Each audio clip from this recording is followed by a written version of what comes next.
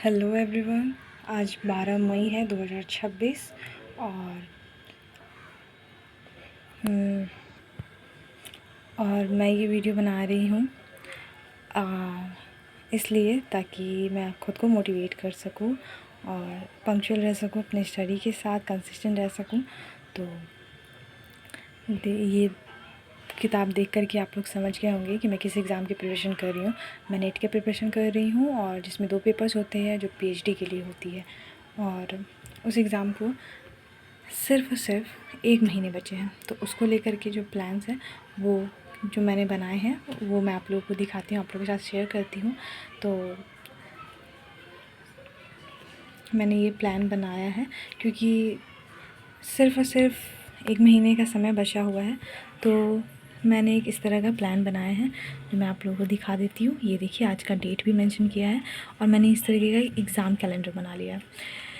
इससे और इस तरीके से लिखने से ये समझ आता है कि आपके पास कितने दिन कम हैं, कितने दिन आपके पास हैं। आपके पास 10 दिन है, 20 दिन है या 30 दिन है। तो इस तरीके का मैंने कैलेंडर बना लिया है अपने लिए, अपने सुविधा के लिए। और मैंने एक ले लिया है चैलेंज, 30 डेज़ चैलेंज। और चैलेंज लेने के पीछे कारण ये है कि किसी भी काम को अगर हम लोगों को हमारा बॉडी कुछ इस तरीके से डिज़ाइन है कि हमारे पास जितना समय होता है ना, हम लोग उतना ही वेस्ट कर सकते हैं। आप लोगों का पता नहीं, पर मेरे साथ तो ऐसा ही है। तो इसलिए मैंने ये चैलेंज लिया है क्योंकि जितना समय अगर मुझको कोई अगर साल भर अगर समय दे देगा तो शायद साल भर भी मैं करूँ, पढ़ती रहूँ था और नहीं कर पाऊँ। तो इसलिए मैंने ये इस तरह का एक चैलेंज ले लिया है। और बता दूँ कि चैलेंज में क्या क्या चीज़ें मैंने रखी है। सबसे पहले तो मैंने लिख लिया है कि ये पूरे सिलेबस को कंप्लीट करना, क्योंकि ये एग्ज़ाम ऐसा है कि इसमें हर सभी सिलेबस सारी टॉपिक से 5 क्वेश्चंस आने वाले हैं। सभी टॉपिक से कम 5 क्वेश्चंस आपके आएंगे ही। इसलिए ज़रूरी है कि आप हर एक टॉपिक को ध्यान दें। मेरा ऐसा मानना है कि हम लोगों को जितना समय दिया जाता है, जितना समय अगर हम लोगों को दिया जाएगा, हम उतना समय को व्यर्थ कर सकते हैं। तो इसलिए मैंने ये चैलेंज लिया है ताकि मैं अपने आप को एक्टिव रखूं और अपने चैलेंज पे ध्यान दूं। तो वो चैलेंज होता है तो एक माइंड में ट्रिगर्ड होता है कि भाई नहीं, मुझको तो करनी है, इतने दिन में कंप्लीट करना है। तो इसलिए उस बात को ध्यान में रख कर के मैंने ये वाला ट्रिक आजमाने की कोशिश की है। देखती हूँ ये मेरे लिए कितने फ़ायदेमंद हो सकता है। तो मैंने ये चार चैलेंज अपने बना लिए हैं।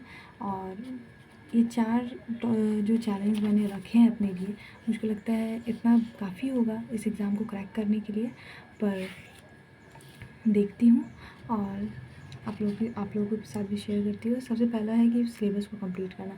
जो ये एग्ज़ाम है उसके लिए बहुत ज़रूरी है कि हर एक टॉपिक को कंप्लीट कर लिया जाए। एटलीस्ट नॉलेज तो होना चाहिए ही चाहिए।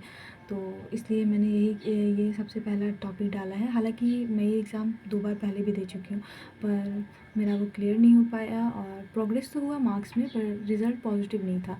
तो इसलिए मैं फिर इस बार भी कोशिश कर रही हूँ और जून के एग्ज़ाम के लिए प्रिपेयर कर रही हूँ। तो आप लोगों को भी कहूँगी कि आप लोग भी मेरे साथ आप लोग भी मुझे मोटिवेट करें और मेरे साथ जुड़ के कोशिश करें, और ज़रूर एक ना एक दिन हो ही जाएगा।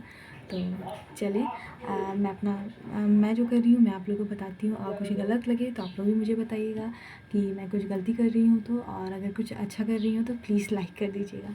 तो सबसे पहले जो मैंने चैलेंज लिया है वो है मेरा सिलेबस कंप्लीट करने का। ये बहुत ज़रूरी है। तो इससे क्या होता है कि हमें एक अंदर से कॉन्फिडेंस भी महसूस होता है कि भाई मुझे तो सारी चीज़ों के बारे में जानकारी है। कुछ टॉपिक ऐसा आता है तो ऐसा नहीं लगता कि मैं ब्लाइंड हूँ, मुझको कुछ पता ही नहीं है इसके बारे में।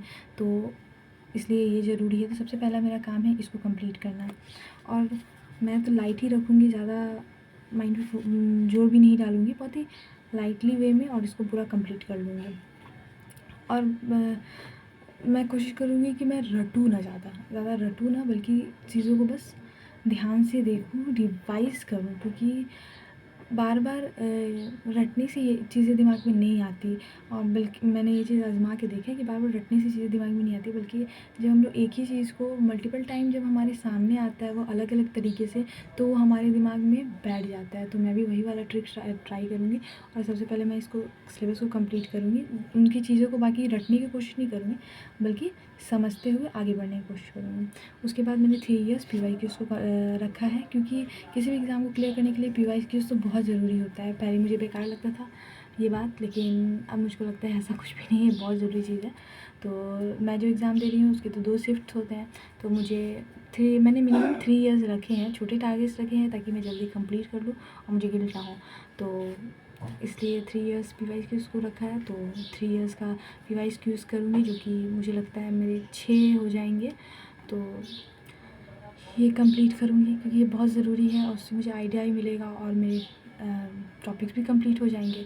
तो ये भी करना है। उसके बाद मैंने ये रखा है कि ईच टॉपिक से रिलेटेड क्वेश्चंस को कंप्लीट करूँगी, मतलब हर एक टॉपिक से जो रिलेटेड क्वेश्चंस है ना उस पर भी ध्यान दूँगी टॉपिक वाइज, ताकि वो और भी ज़्यादा डीपली हो और मैं पढ़ूँ और पूरा जो टॉपिक है उसको मैं कंप्लीट कर लूँ। और जो लास्ट में रखा है मैंने वो मॉक और मैराथन क्वेश्चन से कंप्लीट करने का रखा है, ताकि मुझको ये पता चल जाए कि मैंने कितना सीखा, कितना जाना, मैं कहाँ तक हूँ।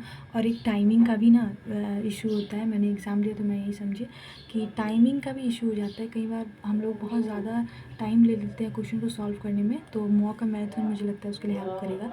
तो अभी के लिए तो मैंने यही चैलेंज बनाए हैं, और देखती हूँ, और मुझे ऐसा लगेगा कि कुछ और चीज़ ऐड ऑन करने की ज़रूरत है तो मैं उसको भी ऐड करूँगी। और फ़िलहाल मैं इस चैलेंज को लेके चल रही हूँ, जो मुझे ऐसा लगता है कि इस एग्ज़ाम को क्लियर करने के लिए अच्छा है। और इसके साथ ही साथ मैंने ये बना लिया है, और मैंने एक छोटी सी डायरी रख ली है इसके लिए, आप लोगों को दिखा देती हूँ। देखिए, छोटी सी डायरी ली है जो कि ऐसे ही मेरे घर पे पड़ी हुई थी, ताकि ये ईज़ी टू पोर्टेबल टाइप की है, तो कहीं भी अपने साथ रखूँगी ताकि चीज़ों को टिक वगैरह करती रहूँ। तो आप लोग भी ऐसा कुछ है तो रख लीजिए।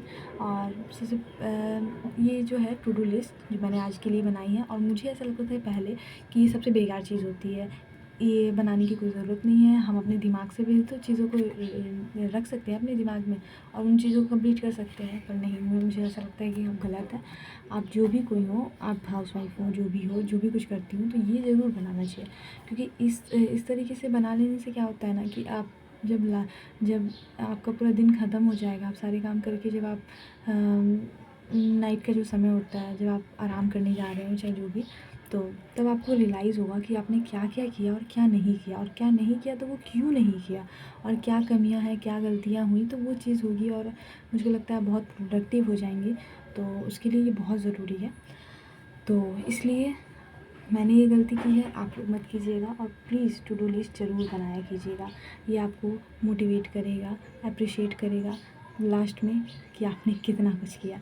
तो आप खुद भी मोटिवेट हो जाएंगे इन सब चीज़ों से। तो इसके लिए आप ज़रूर इसको बनाया कीजिए। तो मैंने सबसे पहले, क्योंकि मुझे घर का काम रहता है, तो इसलिए मैंने वो लिख रखा है कि अपने घर के काम को करना है मुझे। और मुझे लगता है कि वो लोग बहुत रिलेट हो सकेंगे जो हाउसवाइफ हैं, या फिर किसी कारणवश कोई ऐसा हेल्पिंग हैंड्स उनके पास नहीं है, तो वो लोग रिलेट कर सकेंगे। तो मैंने वो लिखा है, क्योंकि घर का काम अगर ना हो तो फिर आप किसी एक चीज़ में फ़ोकस नहीं कर पाएंगे, क्योंकि ये चीज़ आपसे काफ़ी हद तक जुड़े होते हैं। तो इसलिए बस सबसे पहला काम है कि आप उन सब चीज़ों को कंप्लीट करें, ताकि आपका माइंड जो है वो रिलैक्स रहे और आप बिल्कुल फ़ोकस कर सकें। तो उसके लिए आप उन चीज़ों को कंप्लीट कर लें। और दूसरा मैंने लिखा है अपना ख्याल। तो अपना ख्याल भी रखना है, अपनी जो चीज़ें हैं, रिलेटेड चीज़ें हैं, वो सब कीजिए, और अपना भी ख्याल रखें, मेरे परिवार का भी ख्याल रखिए। उसके बाद स्टडी का प्लान आया, तो मैंने ज़्यादा कुछ नहीं रखा है, देख सकते हैं बस 2 ही टॉपिक्स रखे हैं, ज़्यादा कुछ नहीं रखा है, क्योंकि बहुत ज़्यादा बड़े-बड़े टारगेट्स ले लेने के बाद नहीं करने पे गिल्ट होता है, जो कि आपको डीमोटिवेट कर सकता है। तो इसके लिए बेहतर है कि छोटे टारगेट्स रखें। और मैं ये एग्ज़ाम पहले भी दे चुकी हूँ, तो काफ़ी कुछ मेरा कंप्लीट है, पर फिर भी मुझे ज़रूरी है कि मैं सब चीज़ों को फिर एक बार और रिवाइज़ करूँ। तो या फिर जो पोर्शंस रह गए हैं उसको तो बिल्कुल देखना ही है, पर मैं तो पूरा ही कंप्लीट कर रही हूँ सिलेबस को, रिवाइज़ कर रही हूँ। तो मेरा नाटक वाले पोर्शन पे मैं हूँ अभी, तो मैंने वही टारगेट पे रखा है कि मैं नाटक वाले पोर्शन को कंप्लीट करूँ। और आज मैंने अपने आप पहले काउंट करके देख लिया कि मेरे पास कितना समय है, तो मेरे पास 6 आवर्स की चैलेंज लेने के लिए समय है, तो मैंने 6 आवर्स का स्टडी का चैलेंज ले लिया है ताकि मैं कंप्लीट कर सकूँ। और तो यही है मेरा पढ़ने का तरीका। 1 महीना बचा हुआ है, तो मैं इस तरीके से ही अपने आप पढ़ने का ट्राई कर रही हूँ और बाकी चीज़ों का। तो मैंने आप लोगों को इसलिए ये बातें सारी बताई हैं ताकि आप लोग भी मोटिवेट हों और मैं भी इस तरह से ना पंक्चुअल रहूँगी।